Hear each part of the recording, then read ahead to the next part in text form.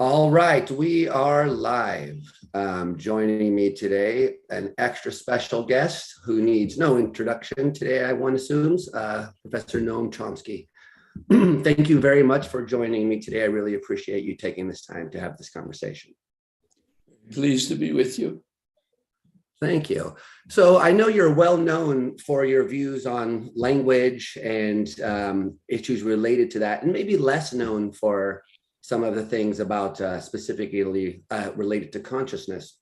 But I've heard you here and there, and in your writings in various places, hint at a sort of view and argue for a particular view, maybe a type of Mysterianism. And in particular, I've heard you recently say that you think there's two problems of consciousness, in particular, the problem of the Russell's problem of what is matter, and then the problem of how the unconscious and the conscious relate to each other and where the border might be drawn. So I was wondering if we might start with those two issues. And if you could say a little bit maybe about the first one, about the problem of matter as you understand it, what the issue you think is there. Well, let's take the first.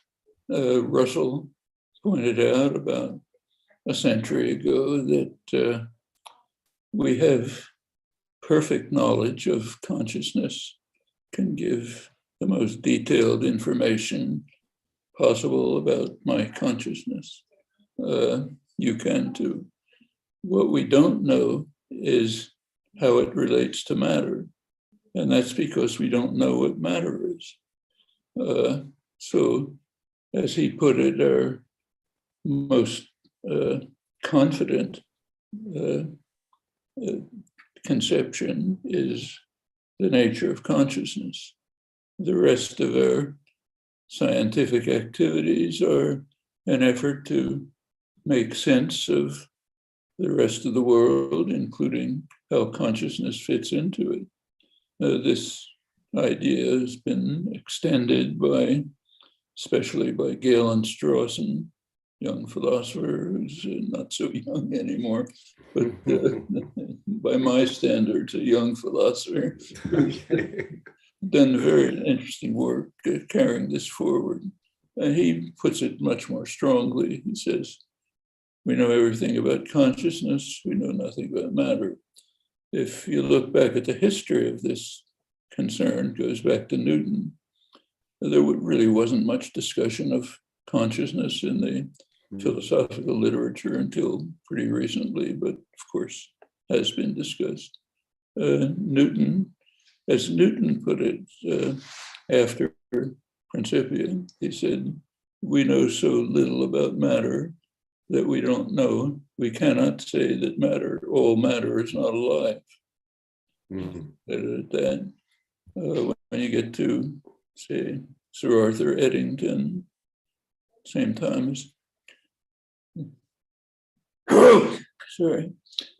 as Russell about, he said, we know so little about matter that for all we know, all matter is conscious. So there's no problem of relating consciousness to matter. That's the particular line that Galen Strawson has taken up with his panpsychism. I'm not totally persuaded by it, but I think what he says, when he says that we don't know that all matter is not conscious, I think that's correct. We don't know it, but I'm not convinced that we have to assume it. So I mean, it's interesting that you are phrasing it in that way, because I know Galen. I actually was a student of his at the Graduate Center way back when he taught there briefly. So I'm aware of his argument. But I guess I'm somewhat surprised that you would, because I'm someone who takes consciousness seriously. I think it's real, and that we know it from the first person. I take that position seriously. But I wonder why we would, even if we don't know what the ultimate nature of matter is, we know something about how the brain functions. And we have various theories which try to relate brain functioning to conscious experience. So I guess I wonder why we have to go all the way down to the level of matter in order to do the sort of science that we're talking about here. It depends exactly what you're trying to explain. And here, another problem arises with the contemporary study of consciousness. the very recent study. So in today's philosophy, kind of consensus, it's generally regarded that consciousness is what's called the hard problem, somehow special. It's special, but not in that respect. In fact, it's interesting to compare today's so-called hard problem with what was called the hard problem in the 17th century.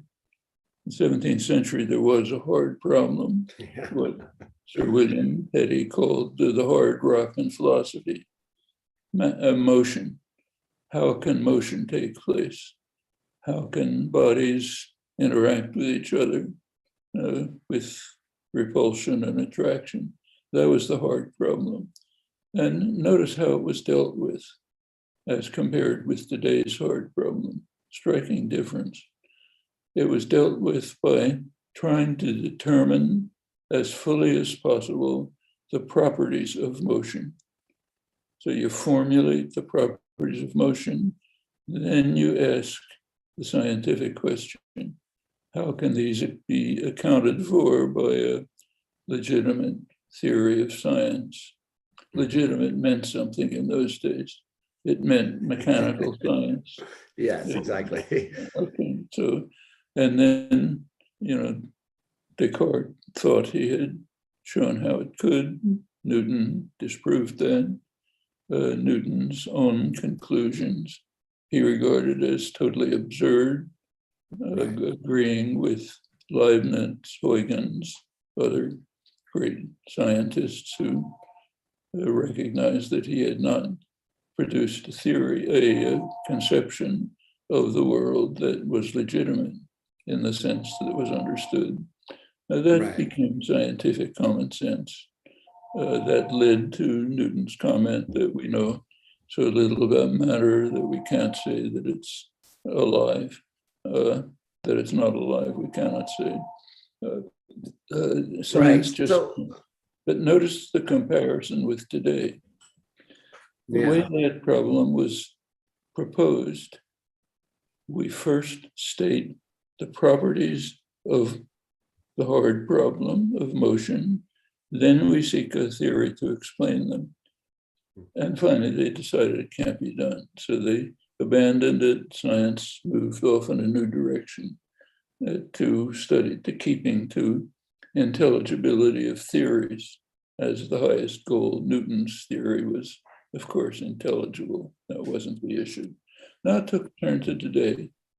The problem is supposed to be, what's it like to see the sunset? Nobody states what it's like to be the sunset. There's no formulation of the properties. You can write a poem about it if you want, but you can't state, here are the properties I'd like to explain. The result is there is no hard problem. You can't have a problem until you state what it is. You can't look for an answer to a problem unless you say, here are the things I want to answer. If the things you want to answer have no formulation, there's no problem.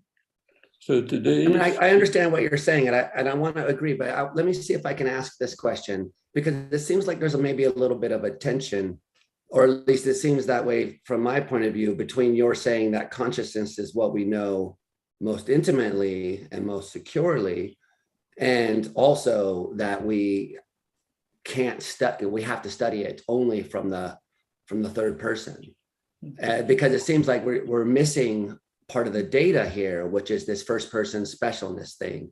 It's not a first person, third person matter. It's a matter of rationality.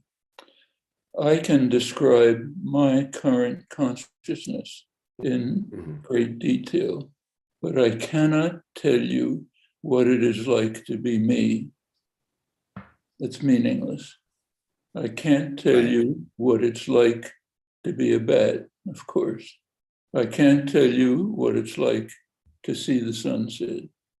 I can describe what I'm seeing, and so there's a red spot over there and this and that, but not what it's like to see the sunset. That's not a well-formulated question, has no answers. Therefore, there is no hard problem as currently in accordance with the current consensus. And it's striking to compare it with the 17th century, when there was a comparable situation, but it was handled rationally by trying to determine the properties of motion, then seeing if you can get an account of them in terms of what was understood to meet a theory that met the criterion of intelligibility, mechanical philosophy. So when you say the properties of motion, you mean the properties which were observable and could potentially be mathematized, predicted. Could be formulated. They could be formulated. That's the point. Once they were formulated, they could also be formulated more sharply. But if you can't formulate the problem, you can't go any further. That's the current situation. That's what Galen had in mind, I think, when he said, you may have probably heard this, that we're currently in the most stupid period of philosophy in history. Yeah, everything's been looking glass. I know he came into America and he was like, what the hell are you guys talking about over here, basically? Yeah, because people, like Danny are going around using words like consciousness, but it's not clear that they really are meaning the same thing as the... Just to be clear, we can describe our consciousness as carefully as we can anything, but we cannot answer questions that are not properly formulated, like what it is like to see the sunset. That's not a legitimate question. Can't formulate. Right, but is this a legitimate question? Is it a legitimate question whether what it is like to see the sunset could be formulated in the way that would allow us to understand how it could relate to one of our physical theories? Tell me anything. I can tell you nothing about what it's like to see the sunset. I can discuss what I see when I have a particular experience of seeing the sunset, but that's not answering the non-question, what's it like to see the sunset? Right. It's just a nonsensical question. Right. It's formulated as an interrogative, but it has no meaning. So here's another way that we might want to get at it, because I'm playing devil's advocate mostly here because I'm interested in your views. So I'm not really trying to defend these things, but I'm curious about your response in that. So the problem of motion, there were certain observable properties which you could relate to functions of certain sorts. There were certain things that you could do to the objects, they respond in various ways. And many people have this intuition that when it comes to consciousness, we don't have that there's a certain aspect of consciousness which is non-functionalizable in a sense, the what is like aspect. It doesn't seem obviously connected with a function. It seems to be associated with these other sorts of properties like experiencing and points of view and so forth. And I'm wondering, do you agree with that, first of all, with that way of characterizing that there is a kind of aspect of consciousness that doesn't seem obviously connected to a function, or would you resist that way of putting it? I don't think so. You could ask meaningless questions in the 17th century. You could have said, what's it like for things to fall? You can't do anything with that. It's a question. Right. It's an interrogative, but it's not a serious question. You can't answer it. Now, the same is true with what's it like to see the sunset? It's like, what's it like for things to move? That's not the way to formulate a question. You have to have some statement that can be answered in principle. Like if you say rate of fall is such and such, objects fall at the same rate independent of their mass and so on. Those are statements you can, first of all, verify and then try to find an answer to. But if I had asked, what's it like for things to move? Couldn't have gone anywhere. Now, philosophers ought to know that you can't answer questions that don't have any possible answer. Right. We ought to know that. Anything should have been that. But is it, I mean, so I understand. I don't think we're trying to answer the question, what's it like to see the sunset? I thought we were trying to ask the question, is there a sense in which that could be physical? Whether my experience of the sunset could be a physical property of my brain, or whether it has to be in some sense a fundamental aspect of reality, which is what I take Galen's position to be. Strawson's position is that consciousness has to be introduced as a fundamental element, much like electromagnetism. And so that's you know, I don't think that was what you were trying to suggest, but I'm not sure where you get off the train of thought.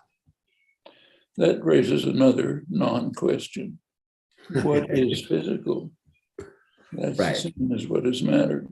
We have no concept of physical. Actually, this was answered, I think, by Locke right after Principia.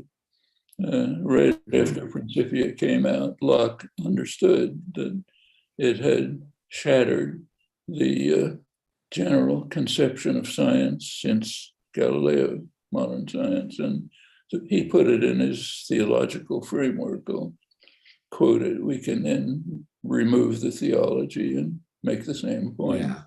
In Locke's formulation, I'm pretty closely paraphrasing. He said, just as the incomparable Mr. Newton has demonstrated that God attributed to matter properties that we cannot, of which we can have no conception, so God may have superadded to matter the capacity of thought, meaning the properties of certain properties of organized matter, whatever matter is, have to have the property of thought, just like others have the property of magnetic attraction. That's the right idea. It was pursued through the 18th century extensively, was then forgotten and revived, interestingly, in the late 20th century without awareness of the background, but simply the panpsychism of the current day is what you mean. Yeah, not just that. It was things like, the radical new idea in philosophy of mind that mind is just based on matter.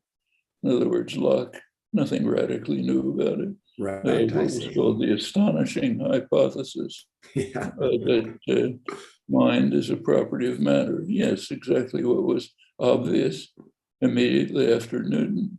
So it was forgotten for about a century, then revived as a new idea, which leaves us exactly where we were with Locke at the end of the 17th century.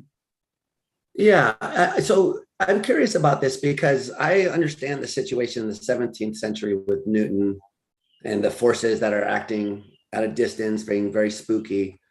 But why isn't it the case that with the advent of relativity theory and the idea of gravity really physically being the curvature of space-time, doesn't that allow us a way back into the intelligibility of the world, or you still think that that's just an intelligibility of theories issue? That's a common error by physicists. Over and over, physicists have said the problem is overcome by curvature of space-time and so on. Totally misses the point. Well, you go back to Galileo, Leibniz, Newton, the whole modern philosophy. It was the mechanical philosophy that they were concerned with. Space-time continuum is even more remote from that than action. But sorry to interrupt you, but isn't it the issue though, like causality on the local scale? So there's no spooky action at a distance in the relativity theory. One element of it. But the issue was, the idea was, can the world be created by a skilled artisan? In fact, the idea was, well, there is a skilled artisan who did create it. And a skilled artisan meant just an expansion of the kinds of devices that were appearing all over Europe. the fountains of Versailles, and so on. The puppet shows almost alive. So is it possible to do it by putting gears and levers and so on together to get the world? You go back to Leibniz's images of somebody walking through a mill and looking at the particular pieces and how that was a genuine explanation. That was Galileo's conception of intelligibility. In fact, you go back and read them. Galileo lamented at the end of his life that he had never been able to get a mechanical conception of the tides. So he had achieved nothing because he couldn't show how it could be built this way. That was Leibniz, Newton, all the great figures of the time. Well, we haven't solved that problem. We've just abandoned it as hopeless. And what we're interested in since Newton is intelligible theories. That's a very different point of view. And a locality of action is just one aspect of it. If you deal with locality of action within a conception that is totally unintelligible, it's even worse than accepting Newton's picture. And remember, we're no smarter than they are. Right. We have learned nothing relevant. So we ought to take their concerns seriously. It's interesting too, because it seems like what you want to do is reverse this argument in a way, because I'm used to hearing this argument from the other direction where people say, we don't have any idea what matter is. We know very well what consciousness is. So maybe at its essence, matter is consciousness. That's basically the Eddington-Russell version of panpsychism that some persons like Strawson and his followers are exploring. But it seems like you want to go the other way and say, yeah, but we could equally take the Locke view and say, well, it's just consciousness is a kind of matter. We just don't know what matter is. Right. Is that a way of saying what you're trying to say? Russell didn't question that. Russell said that the question whether the world is intelligible is too ridiculous to discuss. So we've just dropped that idea. Now we're just interested in finding theories that are intelligible and that account for the properties that we can specify. And we do the best we can about that, but no foundationalism, can't get any certainty. So when Russell said, or Eddington actually, that we cannot say that all matter isn't conscious, he wasn't saying that it is conscious. He was saying, we just don't know enough about matter to say anything. So what we ought to do is adopt the reasonable 17th, 18th century proposals, say, look, we give up on an intelligible world. We're not going to get one. We have properties of the world that we can verify and formulate, and we will try to discover the best account we can of them. That's basically 18th century science. And it was pursued in other domains, but not, metaphorically speaking, above the head. The modern philosophers are dualists. They're a pernicious kind of dualists. I mean, traditional dualism, metaphysical dualism, was a reasonable scientific hypothesis. Very reasonable. Happened to be wrong. Given Newton's work, it was eminently reasonable. The modern version, which is sometimes called methodological dualism, has nothing to say for it. It says we have to treat the mind differently from the rest of the world. Why? Right. Yeah. No, I appreciate that line of argument. I'm not trying to defend dualism. I'm not a fan of dualism. I'm curious about this this way of trying to dissolve the heart problem, because I'm not sure. So, well, let me try this. What do you think of current views of like so-called ontic structural realism? Are you familiar with these kinds of views that claim that really what what's real in the science, and that is just the structure that they discover. So that what we really take from Newton's theory is just the equations, basically, which give us some structural relations between, what we'll observe and what we could expect in the future and so forth. But that's all that there is. And there's no like fundamental nature that is trying to get at. We're just preserving the structure of these theories. And that's basically what we got. Except for the last comment, except for that, Russell was saying science can provide us only with the causal structure of the world. That's basically the first point. But why go on to say there's no world? I mean, that's a further step. Actually, Nelson Goodman came close to that. Mm-hmm. What he was saying was a star-making story, that we have versions of the world, his name for theories of the world, and we add nothing if we say there's a real world behind there. So he just said it's an extra assumption that we don't have to make. I don't think that's tenable, and I think good answers were given to it by Scheffler, especially in the debate, in the colloquy about star making. Mm-hmm. I mean, otherwise it's just incoherent. Why should these versions hold? They're just all out there. Yeah, right. Which one is the real one? Doesn't make sense. I mean, I'm not real super familiar with Goodman's version of it, to be honest. I know you would be more familiar with that than I am. But I was thinking of the work of like people like physicists and philosophers of physics, like James Ladyman and other persons in these camps who argue that reality might just be these relations without having fundamental elements that are so related. So some people find that hard to take serious, but I mean, I'm always curious about what your reaction to that review was. It sounds like you don't think it makes sense.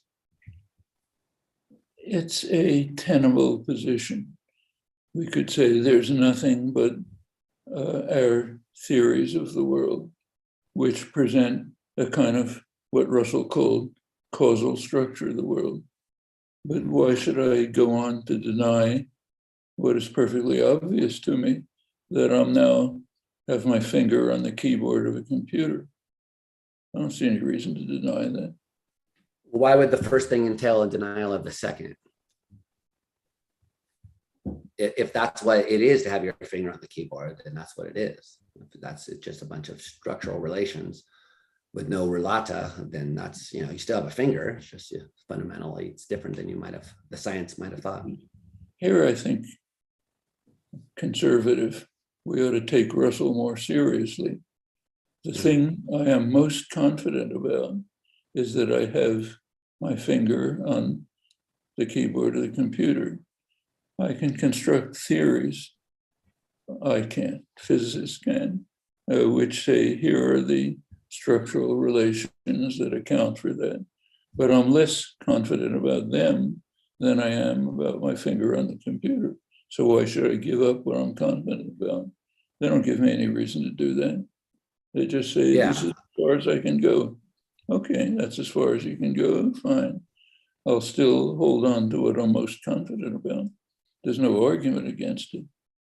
I agree. I guess I was thinking of a slightly different way of trying to get at this. So suppose I agree with you that we start with what we know fundamentally, most certainly, is our conscious experience. Then we find out whenever I'm in conscious experience A, it correlates with brain activity B.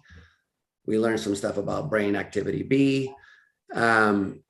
So far, we're not doing anything untoward or all that strange, right? We're just saying there's a conscious experience. We want to know what it's related to in the brain.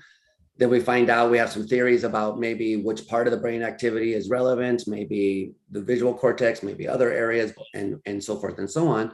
And we're off to trying to give an account of what the nature of this thing is that we call conscious experience. Now, fundamentally, at the underneath level, at the microphysical level, it may be quarks, it may be strings, it may be structures with no fundamental relata, but I don't really see why any of that is going to make a difference to the manifest reality of, my conscious experience, which is what we're trying to give an account of, so to speak. Not so, we're not trying to deny it. We're trying to understand what it is at its most fundamental level. Or sorry, how it fits in with the rest of the things we know at a fundamental level. Exactly what we should be doing, just as what was done with matter and motion. We should give the best theoretical account we can of formulable statements. We're not going to give an account of unformulable statements, like what is it like for things to move, or what is it like to be a person, or what is it like to be John Smith? Can't answer that. It's not a meaningful question. I can. The question, when Jones is in pain at time t, what is occurring in his brain is a meaningful question. That you can do. If you can say, my left hand hurts, then you can see, well, what's going on in the material world that can give an account of that, but not unformulable questions. It's what today's philosophy is, as if 17th century scientists and philosophers were asking, what is it like for things to move? It's pointless. It's not a question. Yes. I sympathize with that line. I guess, I have my sympathies really are with the identity theory, kind of Australian Jack Smart's version of the identity theory. I don't think that's really been refuted. So I sort of sympathize with the anti-dualism, but I think some of these guys are serious and they take this idea very seriously, which is that even if we don't know what matter is, we sort of know how to address material things in terms of mathematically formalizable questions that give us a handle on how certain functions are performed. They're broken down, and then the relations of the parts are analyzed mathematically in the various ways that we do that. But when it comes to our experience, which you could capture by trying to ask, what is it like for me to see a sunset? I'd say it's not like tasting chocolate. It's different from the pain in my foot at this moment. So I have a handle from the first person of those sorts of things. And we want to see how these two pictures relate. The one, how it is for me from the inside, the difference between the orange of the sunset and the pain in my toe, and the outside perspective that we give from our theory of brain science and as well as our physical theories of fundamental reality. There's got to be some meaningful question about how those two things relate, even if we haven't found the right way to formulate it. Or do you not think? Same about motion. Same, okay. Body is falling. I can describe the way it's falling. Then I can say, can I construct a theory that accounts for why it's falling this way and not some other way? I have a pain in my finger. I can describe that pain in considerable detail. It's up here, it's not down here. So it hurts when I move, not when I don't move. And you can get a theory that accounts for that. But if you ask me, what is it like to have a pain? It's not a formulable question. You can't. Just like, what is it like for the body to fall? Can't say anything about it. You can only answer meaningful questions, questions that can be formulated in such a way that they can be answered. I don't frankly see any point in an identity theory. That just seems to be more unnecessary dualism.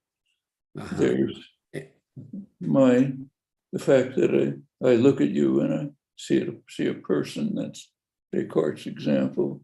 What I'm actually seeing is just points of light and so on, but I see a person. Why am I seeing a person? Okay, you can develop a theory of how the brain computes from the data it has, which explain why I see a person and not something else. Actually, that question is too hard to answer, but at least we know how to answer. You can answer the question, why do you see a triangle? Descartes' question again, why does an infant with no experience see a figure as a triangle, not as the distorted image that it actually is, with one of the lines not exactly straight and so on. And he had a kind of an answer. Basically, the mind works by Euclidean geometry. So you impose an internally generated structure on the visual stimuli. Well, we know a lot more about that now, and it's basically true. You have saccadic eye movements, which just give you a series of points of light, and your mind constructs out of that a particular image, which does happen to have Euclidean properties.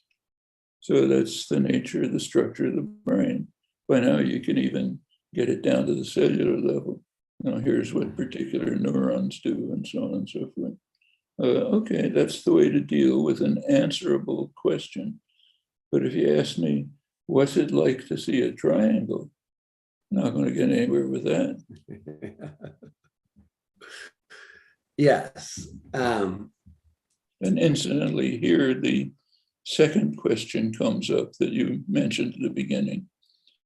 If you study this question carefully, you can get quite good evidence that most of what we know, we're just not conscious of, and we cannot get consciousness of it.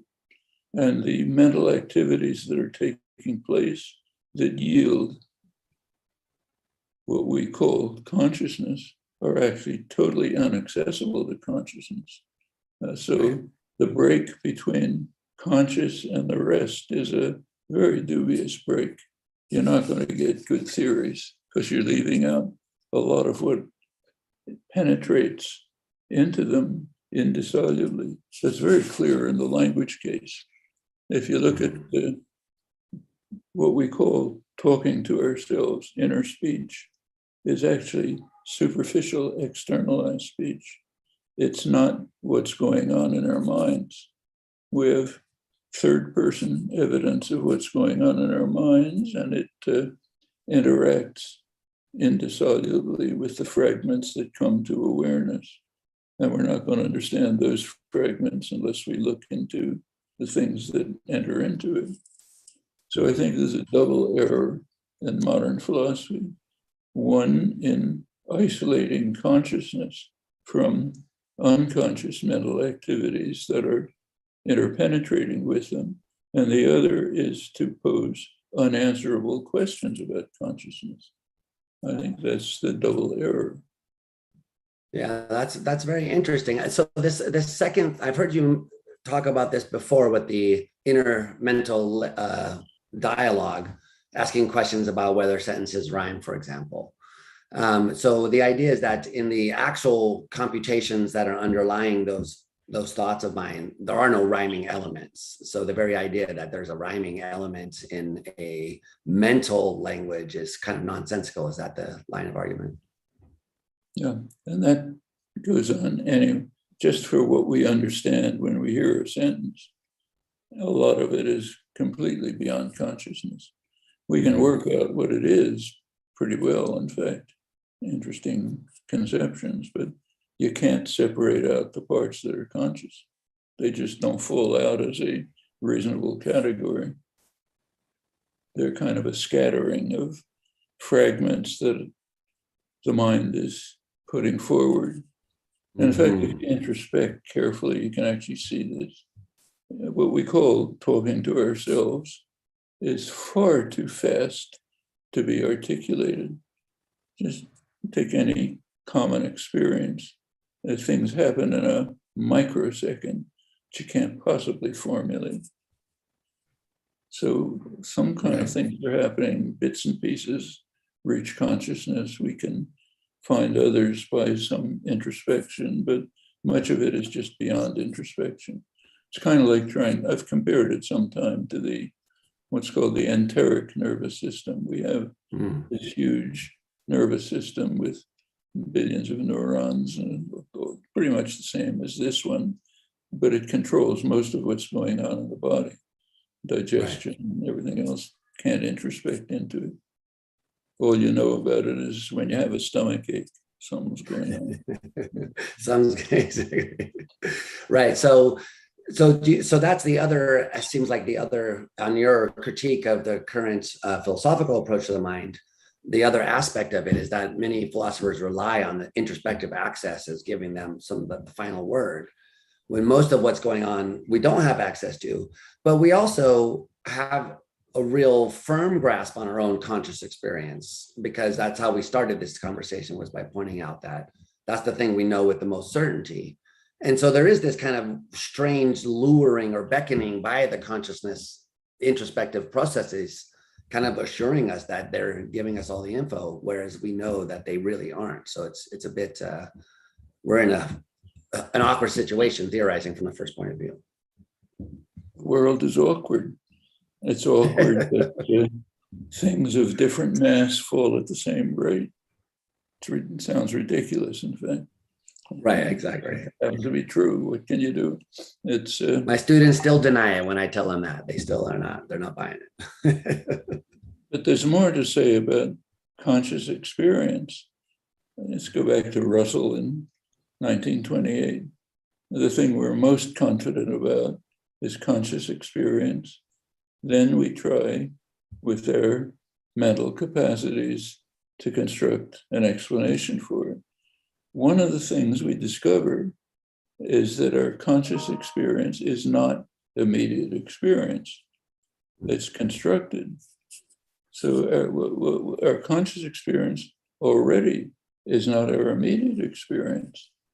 Like my immediate experience when I look at this computer screen, it's just a series of points of light from static eye movements. That's all. I'm putting that together to be a person sitting in a room, but that's all internal processing that I have no access to. Do you think that, so I don't want to get into, well, maybe we do, but I don't want to bring up too much questions about Lambda and GPT-3, because I know you have views about those things.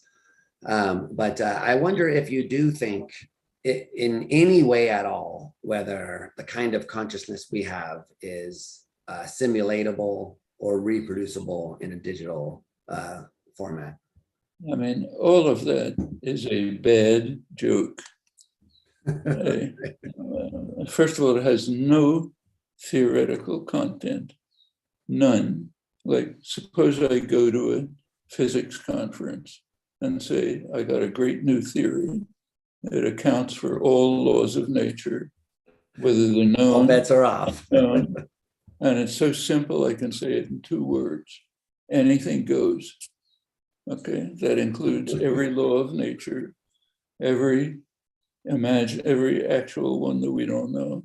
I don't get the Nobel Prize for that, because it also allows non-laws of nature. That's GPT-3 and Lambda. They allow everything. And they say nothing. What they say is, if you have a battery of supercomputers and 50 terabytes of data, and you run on it, you can find some superficial regularities in what you're looking at. Right. I mean, I'm supposed to be surprised about that. Yeah, I completely agree about that. Yeah, it's a joke, but I mean, it is somewhat a scary joke, because it gives the illusion of a presence, but doesn't take much digging to see it's just an illusion, in my opinion. However, I was wondering if you think there's any sense in which it's possible that experience like ours could not be the result of deep learning or machine learning or whatever in our current phase of computer science we're digging at, but in principle, like is consciousness like ours possible in a digital environment, do you think? What's digital simulation? It's a theory. If a program, it's all a program. What the deep learning systems are doing is a program. Okay, it's not a computer, it's a program. What's a computer? What's a program? It's a theory. It's a theory written in a notation that a computer can implement. Beyond that, it's just a theory. So we ask the same questions as about any theory. Is it any good? Well, this theory is as good as anything goes. It's just nothing, it can pick up regularities in what it's looking at. If you give it impossible systems, impossible languages, for example, it'll do fine. It's like Right. anything goes. I can find regularities in whatever I look at. In fact, I think about the only question you can ask about this is, does it have some side benefits in something else? Like, does it help develop live transcription, which I'm Right, doing? exactly. Well, okay, I like live transcription. I like bulldozers, but I don't confuse them with science. Right. So if we switched it, so forget about lambda, because that's an artificial system. We sort of understand how it works. But let's take your auditory cortex. If we were able to take your auditory cortex and replace it with a digital artificial cortex, which performed all the same functions, wink, wink, if that's possible, that the biological neurons performed. And we're somehow able to implement and integrate that with the rest of your biological brain, would you expect that you would have auditory experience as usual, or do you think that the lack of the biological material would have some impact? I frankly don't see that that's different from the question of whether if you changed all the cells in my body and replaced them with silicon cells, I could be running. You want to call that running? Okay. Don't want to call it running? Not okay. It's just not a question. It's kind of like asking, does a submarine swim? You want to call it swim? I don't see that. Yeah, it's a verbal question. I mean, but this is more of a, there will be a practical aspect to this when at some point people have to decide whether they want the artificial auditory cortex or not. Look, I don't hear very well, as you can tell. Suppose my basilar membrane could be replaced by something made up of, some kind of materials and have it implanted. Fine with me. In fact, I had it done with my eyes when I had a cataract operation. So now my eye, the lens is not the biological one, but some physical one or some other. Okay. Is that a philosophical problem? Yeah, no. So why? So you think it'll be much the same in that way with the brain? It's the same. We have this mystical view that mental activities have to be dealt with differently than the rest of the world. I think Locke was right. We shouldn't. He had God. We don't have God, but we can make the same statement. It's just other ways in which organized matter behaves. Let's find out what they are. And if a cell made out of silicon behaves the same way, okay.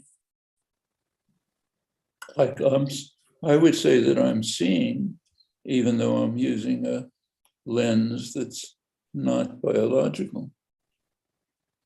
But that's a terminological choice. Somebody else could say that's not really seeing. I mean, it sounds like someone who was an opponent could say, it doesn't seem like you take consciousness very seriously. It doesn't seem like you think that, even though you say it's the thing we know most intimately, it doesn't seem like you think it's something that should be studied by science in the same way as we study other things, because there's no meaningful question that can be scientifically addressed there. Should be studied just the way we study other things. When we study it, the way we study anything is by putting forth answerable questions about it. That's the beginning. So why do bodies fall this way? Describe how bodies fall. That's the beginning. After we describe it, can try to explain it. Okay? In the case of consciousness, we can say, I see a person in front of me. My right finger hurts. I can describe that in more detail. when I formulate those statements, I can then begin to inquire into why they're correct, if they're correct, because they could be wrong. But assuming them to be true statements, I'll inquire into why. That's science. What I'll find out is that my immediate experience is not immediate. It's a construct which integrates external stimuli, like photons hitting my retina, and internal constructions. Then you can study both of them. You can study quite astonishing fact that a single cell in the retina can respond to a single photon. Right. The ocular system is perfect. It's as perfect as it can be. Same is true of the auditory system. The receptors in the ear pick up vibrations that are less than the diameter of a hydrogen atom. Wow. Okay, so we can study that. Then we can ask, why am I hearing language? Well, my dog is just hearing noises. We can look into that. And why, when my wife, who's Brazilian, talks Portuguese, am I hearing noise? I mean, I sort of know its language, but I'm not hearing anything. My dog doesn't even know its language. So we can ask all those questions. And we learn a lot of things. Among the things we learn is that what we think of as immediate experience is a high-level construct. And you can look into the component elements that enter into it. We can also learn, and we do, that our conscious use of language is interpenetrated indistinguishably from things that are beyond the level of consciousness. So if we want to understand language hearing, we're going to have to look at all of this. Just looking at what's conscious is not going to tell us. Right. That's a lesson that linguists haven't learned. They still regard inner speech as language. It isn't. Inner speech is an amalgam of language and sensory motor systems which have nothing to do with language. So it's kind of like vision. Well, those are lessons you have to learn when you do science. Things that seem apparent to you, often totally wrong. I mean, that was the great insight of the 17th century. Shouldn't surprise us. Yeah. If I seem kind of stuck on the 17th century. I was going to say that actually. So you don't really think we've moved much past, or actually we've gone backwards maybe in some ways since then, since the 17th century, I mean. In some ways. So take dualism. The Cartesian dualism was straight, ordinary science. The contemporary methodological dualism is nothing. It's just errors. There's no reason why we should study what's going on up here any differently than we study anything else. We happen as persons to have a special interest in it because it's what we perceive. Okay, but that's anthropomorphism. That's not science. Right. Okay. I mean, yeah, it would be nice if people, if people took that view seriously, but I don't know. As I said, I never really got to the end of your point about what you didn't like about the identity theory, because I was curious where you were going with that. But as I said, I kind of have a flat-footed view about the nature of consciousness as being just some kind of brain activity. And yet I take it very seriously from the first person point of view. I think that there is a meaningful question about whether what it's like to see the sunset could be identical to a brain state. But it's interesting to wonder why I think that. And I think that you present a forceful challenge for people like me who want to take that first starting point seriously. So, well, I don't think that's a correct description of the first person point of view. Okay. I can't tell you what it's like to see a sunset. Nobody can. I've never heard a formulation of what it's like to see a sunset. I can tell you right now, I see a bright light over in the left-hand corner of my field of vision or something like that. But that's not what it's like to see a sunset. Right. So the first thing we have to do in rational inquiry is to formulate answerable questions. Can't do that, can't go anywhere else. And this is why actually, so in Nagel's article, the famous bat paper, at the end, he has this comment about how we need an objective phenomenology. So something that would allow us to relate what it's like concepts objectively to other persons. But it sounds like you don't think that's even conceivably possible. I'm not saying that. I'm saying you have to begin with answerable questions. What it's like to be a bat or a person or me is not an answerable question. So, period. If you stop there, you're not posing anything. It's like the 17th century saying, what's it like for things to move? They knew better than that. They posed answerable questions. I can pose the question, why do I have the experience of a bright light off in the upper left-hand side of my field of vision? I can answer that because I can formulate it. Here's the fact. I can formulate it closely. I can formulate the fact that when I'm looking at the computer screen, I see what I take to be a person sitting in front of books and so on and so forth. But that's not what it is like to see somebody. That I can't answer because it's not a question. All of these what's it like questions just are pseudo questions. They can't be formulated in such a way that they could have a possible answer.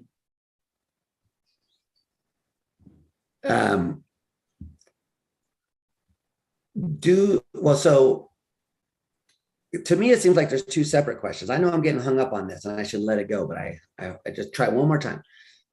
Seems like there's two separate questions. One is like, what is it like for me to see the sunset?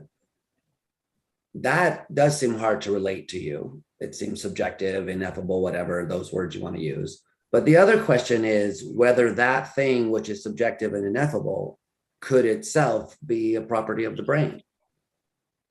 That seems like a meaningful question. I understand. I can't even get as far as the first question. I don't think it's a subjective question. I think it's a non-question. Just like what's it like for things to move is not a question. There's no possible answer to it.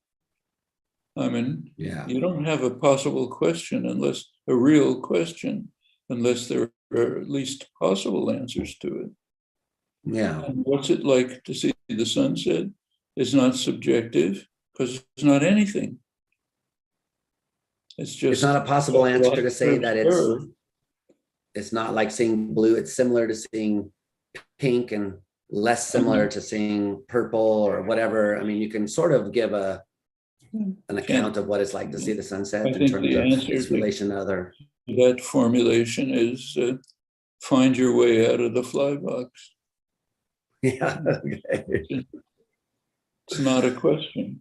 It's something that I understand what you're saying, but so to play the devil's advocate, the other side, I hear them saying, look, we start with something we know with certainty, that's that there's this conscious experience. Then we get into all these puzzles about like, what is the physical and what is the true nature of these things and what is like referred to or whatever. But we can't lose our grip on the thing we started with, which is that there is this thing called conscious experience. And we want to know whether that thing can be fully accounted for in the same way as everything else. And the dualists say no. And the materialist physicalists, they say yes. And that does seem like a meaningful question, that one. Would, if you could make any sense of dualism, which would first require you to say, what's physical? Well, that question went out the door with Newton. Nobody asks it anymore. All you can say is, what's the best account I can give for the things I can describe carefully. Mhm. There's no break between physical and non-physical.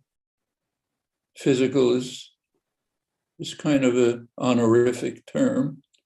I've compared it to real in real truth.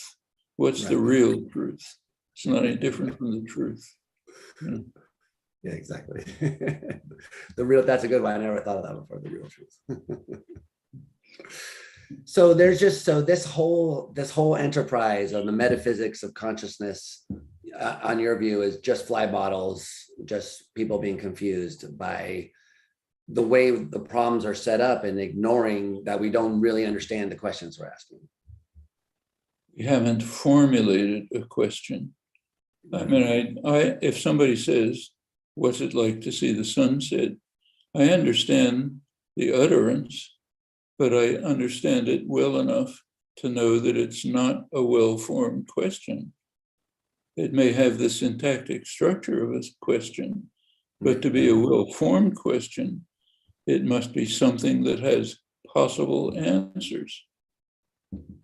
In terms of the scientific answers. In terms of anything. I mean, I can't tell you what it's like to see the sunset. As I said, somebody with more literary talent than I could write a book about it. Yeah, exactly. That's where you find all the good what it's like talk is in literature. Yeah. But still, I mean, so we can't express it in words, but there's a property there that we're picking out, even if we can't express it.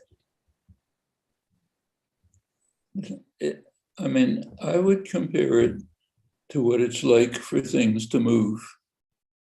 Mm-hmm. Okay, I formulated that interrogative sentence. It's not a question. Yeah, no, but so if we say that there's something that is like for the object to move, does that help at all? Or do you think that's just not helping? If we add that, we want it to be not just what it's like to move, but what it's like for the moving object. Then the answer is nothing, right? There's nothing that it's like for the apple as it moves. Yeah. Well, I think we can go back to Wittgenstein on this, or even G.E. Moore. There are things that you formulate in words, but they don't mean anything. That's a philosopher's problem. Philosophers sometimes get into that fly trap. So see that you're in it, leave it, turn to the real question. I mean, this was Quine's view about the inverted spectrum. He thought that it had the appearance of meaning, whether your red could be my blue or whatever, undetectably inverted. It had the appearance of a meaningful question, but it wasn't a meaningful question. But at least I think, as far as I understand Quine's view, he admitted that it appeared meaningful. It really had a grip on us pre-theoretically, that there was something that seemed like it should be answered there.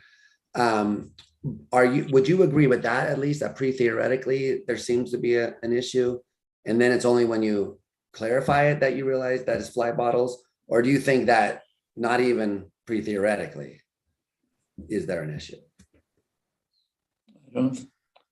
I think it's just a confusion between my ability to describe my current consciousness in meticulous detail, that I can do, and it poses questions that can be answered, like what's going on in my body when it feels here as if there's a pin pricking it. What's going on? But that's not the question. What's it like to have a pain? That's a non-question. And we can't begin to study unless we pose actual questions. Yeah. So I know you're going to say the same thing to me, but one more time, if I ask you pin prick, C fibers, cingulate cortex, explain the whole thing from point A to point B, and then ask, is there anything that I haven't explained? Like, for example, what the pain feels like from your point of view.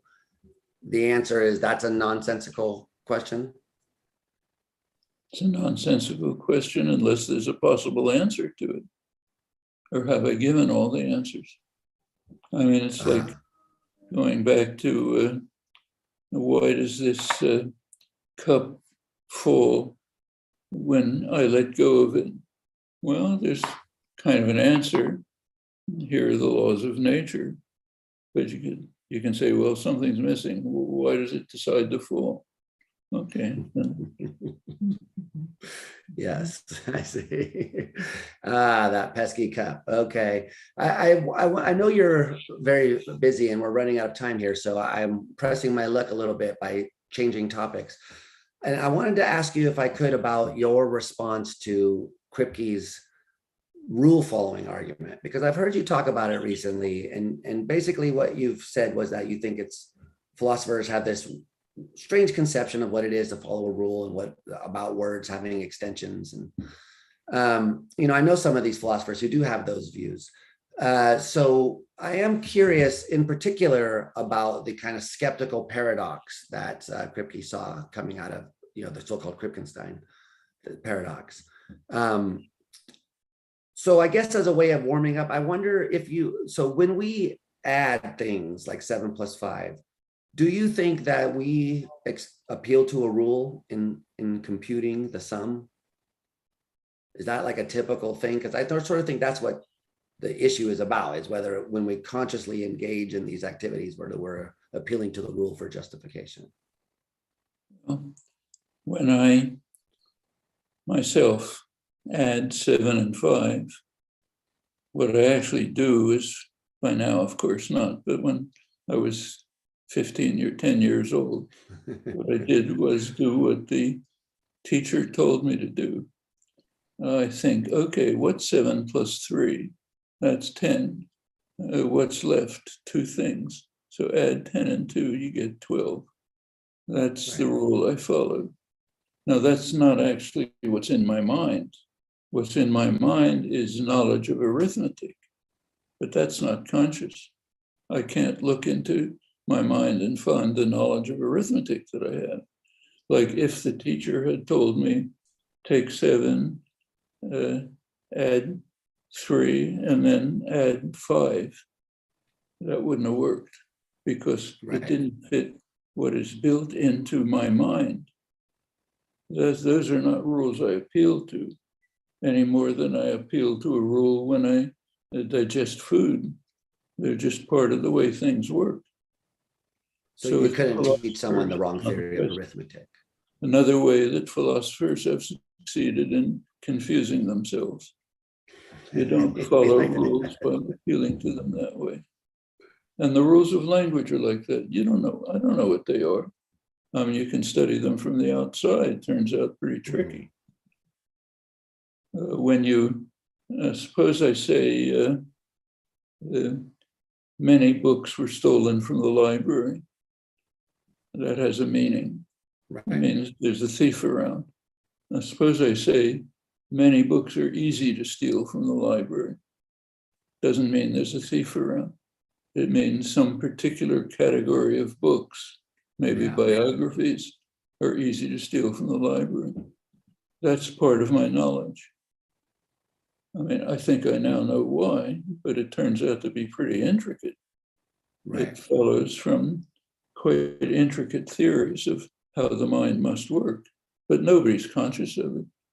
And that's true for everything you do. You don't follow rules in the sense of Wittgenstein and Kripke. So the questions just don't even arise. I mean, again, there's nothing there.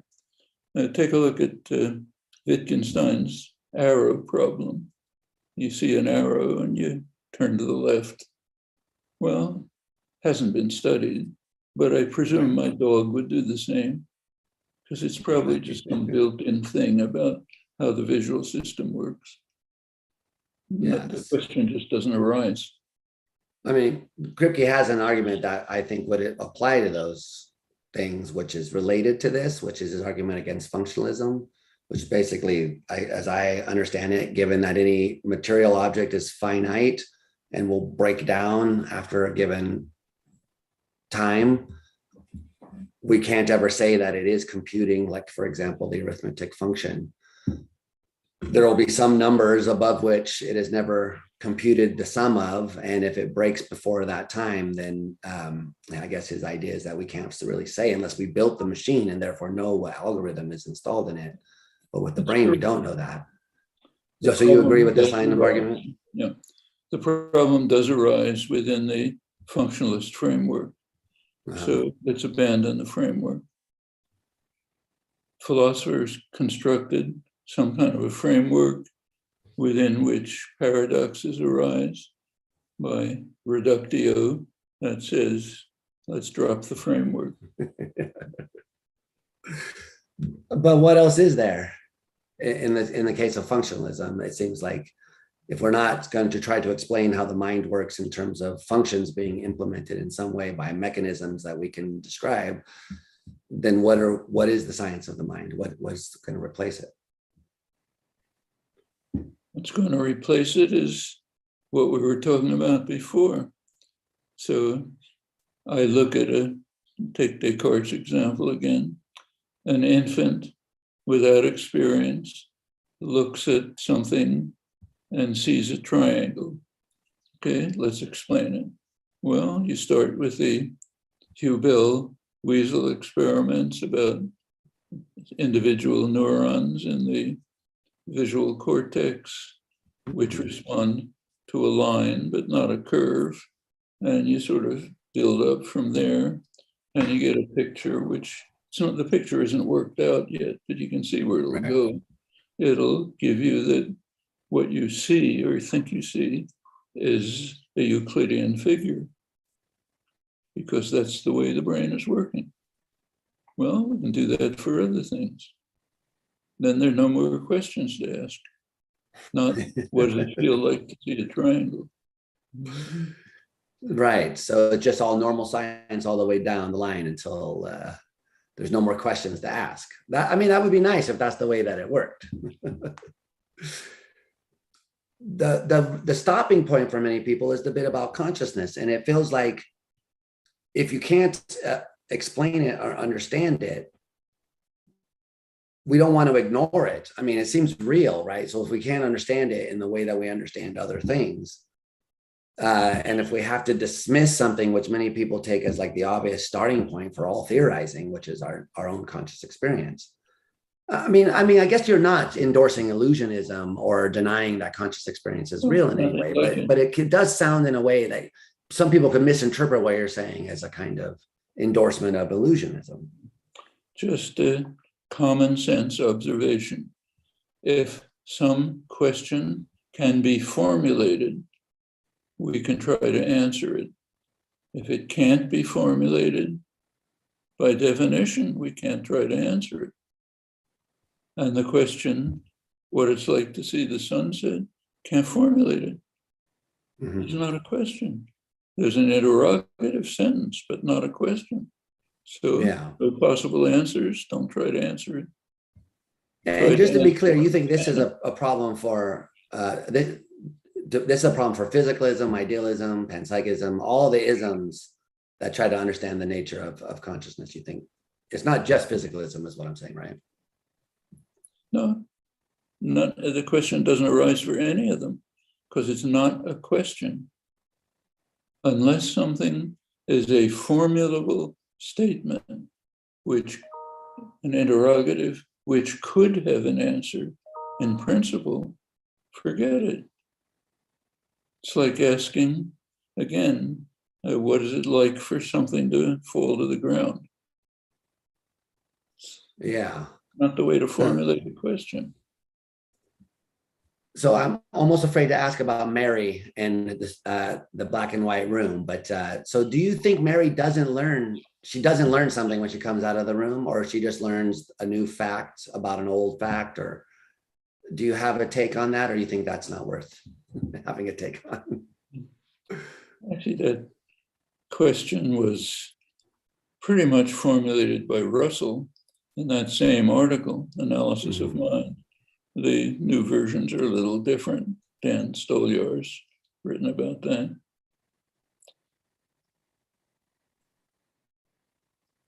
I think that David Lewis had a reasonable answer to that. Something is learned, but it's not what we call experiential knowledge. It's an ability. Yeah. So it's an interesting question, but I think we really can't go much beyond Russell. We can say her state changed, her state of knowledge changed. We can ask, what was the nature of that change? The first was a state of knowledge that didn't include knowledge of physics, as now it is.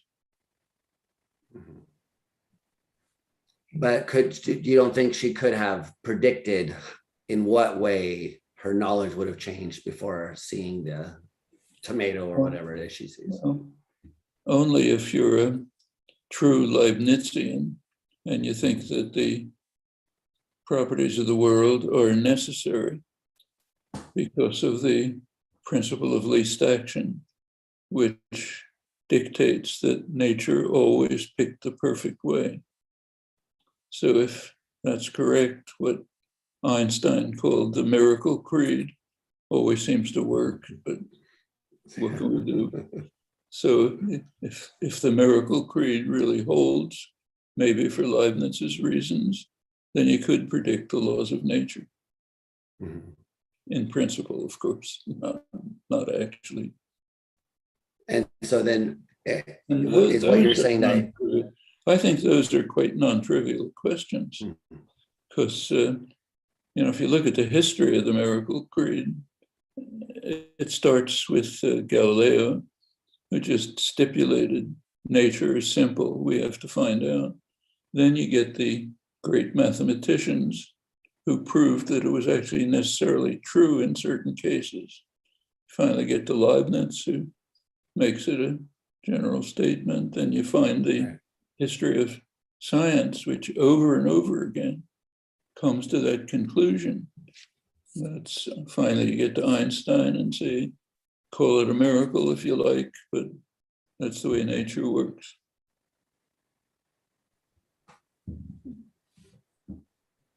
Is the idea here? Sorry, so I'm wondering if the idea here is that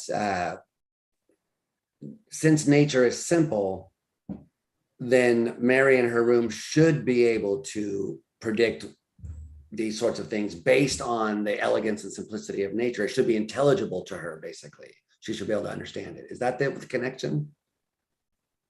If Mary was the kind of super intelligence that could simply understand what is the optimal answer to any possible question, yes, then she could predict it.